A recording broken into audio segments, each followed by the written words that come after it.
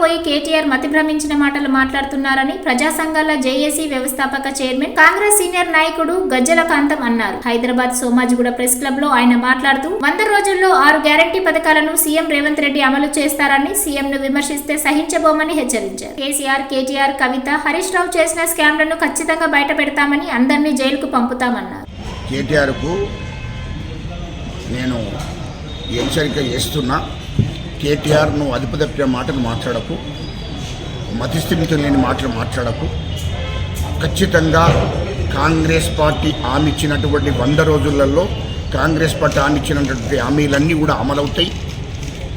ముఖ్యమంత్రి రేవంత్ రెడ్డి గారు ఖచ్చితంగా స్కీములన్నీ అమలు చేస్తాడు.